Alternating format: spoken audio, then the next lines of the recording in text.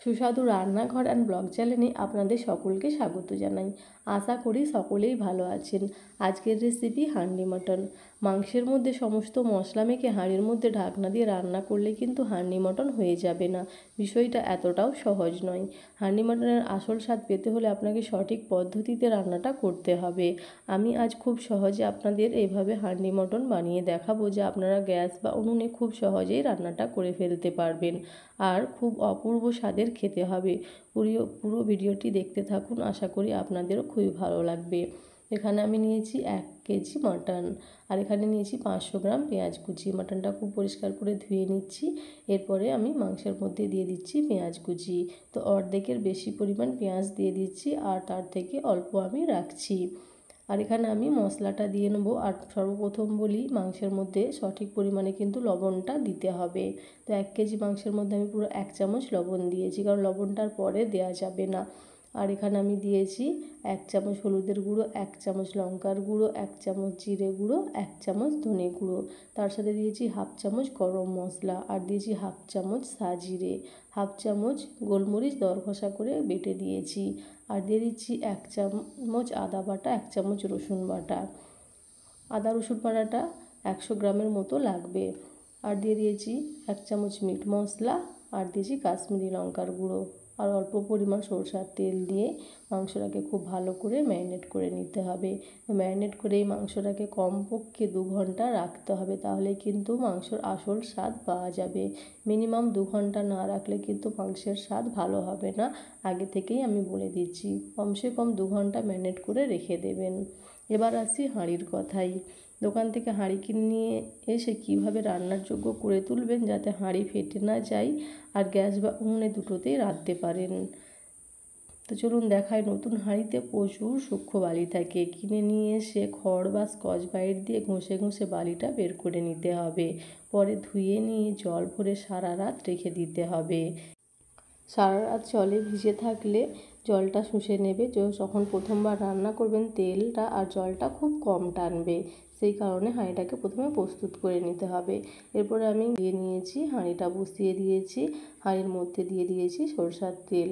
তেলটা ভাপ ছাড়তে শুরু করে দিলে, যখন দেখবে ধোঁয়া উঠতে শুরু করছে, সেই সময়ই হাঁড়িটা নামিয়ে নিতে হবে। নামিয়ে নিয়ে এর মধ্যে আমি শুকনো লঙ্কা, গোটা গরম মশলা আর তেজপাতার ফোড়ন দিয়েছি। দেখতেই পাচ্ছেন তেলটা কতটা গরম হয়েছে। এটা যদি উনুনে থাকতো মশলাগুলো কিন্তু সবই জ্বলে যেত, সেই কারণে নামিয়ে নিয়েছি। এরপরে পেঁয়াজটা দিয়ে দিচ্ছি। তারপরে পেঁয়াজটা একটু ভেজে নিয়ে আবার আমি উনুনের চুলায় হাঁড়িটা বসিয়ে দেবো। এইভাবে অবশ্যই আপনারা এই নিয়ম মেনে করবেন, তাহলে কিন্তু হান্ডি মটন খেতে খুবই ভালো হবে আর সমস্ত জিনিস পারফেক্ট হবে। তো আমি একটু হালকা করে ভেজে নিচ্ছি। ভেজে নেওয়ার পরে আমি আবার এটাকে উনুনে বসিয়ে দেবো।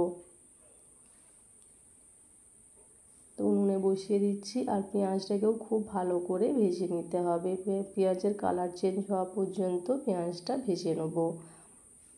আর এখানে আমি মাংসটা দেখুন প্রায় 2 ঘন্টা হয়ে গেছে। মাংসটা আমি সাইডে রাখছি আর পেঁয়াজটা ভাজা হয়ে গেলে মাংসটাকে আমি হাঁড়ির মধ্যে দিয়ে দেবো। দেখতেই পাচ্ছেন পেঁয়াজের কালারটা চেঞ্জ হয়ে গেছে। তো এইভাবে পেঁয়াজটা লাল হয়ে গেলে তারপরে মটনটা দিয়ে নিতে হবে। তো মটনটা হাঁড়ির মধ্যে দিয়ে দিচ্ছি।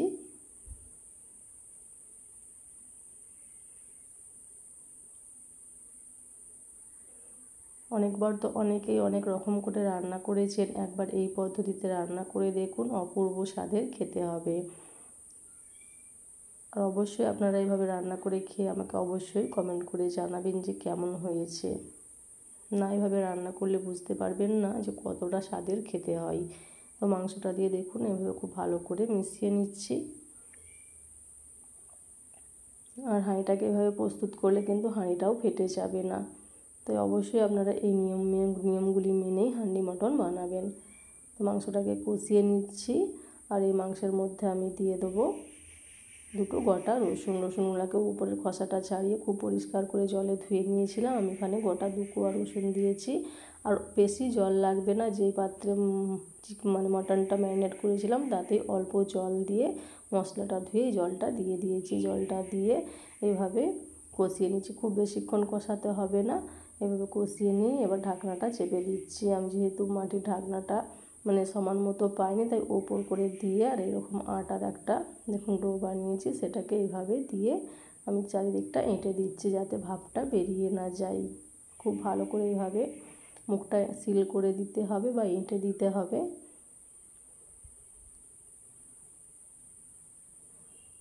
তো এইভাবে আমি পুরো হাঁড়ির মুখটা ঢাকা দিয়ে দিলাম। এরপরে এটাকে আমি 1 ঘন্টা রান্না করে নেব, আর আঁচটা কিন্তু একদম ধিমে আঁচে রান্নাটা করতে হবে। দেখুন একদম আস্তে আস্তে আঁচ লাগছে। এটা 1 ঘন্টা মানে মিনিমাম 45 মিনিট থেকে 1 ঘন্টা সময় লাগবে। এই আস্তে আস্তেই মাংসটা সেদ্ধ হতে থাকবে। তো 1 ঘন্টার পর আমি এটা নামিয়ে নিচ্ছি। নামিয়ে নিয়ে একটু ঠান্ডা করে নিয়ে আমি এটা খুলে নেব।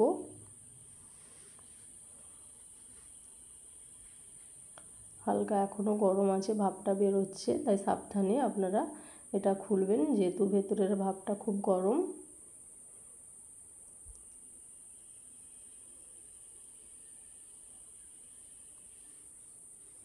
কি সুন্দর দেখতে হয়েছে দেখুন, হাঁড়ির ভেতর হয়েছে বুঝতে পারছিলাম না যে এত সুন্দর দেখতে হবে। একটু আপনাদেরকে তুলে দেখাই, দেখুন কত সুন্দর হয়েছে। যাই বলুন না কেন, হাঁড়ি আর মাংস এইভাবে প্রস্তুত না করলে এত সুন্দর গ্রেভি হতো না। আর মাংসর কথা তো বলাই যাবে না, এত নরম হয়েছে মুখে দিলেই মিলিয়ে যাবে।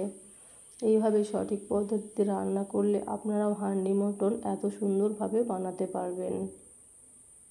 এটা দেখতেও যতটা সুন্দর হয়েছে, খেতেও কিন্তু অপূর্ব স্বাদের হয়েছিল। আশা করি আপনাদের ভিডিও বুঝতে কোনো অসুবিধে হয়নি। ভিডিও ভালো লাগলে অবশ্যই চ্যানেলটিকে সাবস্ক্রাইব করে পাশে থাকবেন, লাইক করবেন, কমেন্ট করে আপনাদের মতামত জানাবেন। দেখা হবে নেক্সট ভিডিওতে। আপনাদেরকে আমি আবারও দেখিয়ে দিচ্ছি যে মটনটা কত সুন্দরভাবে সেদ্ধ হয়েছে।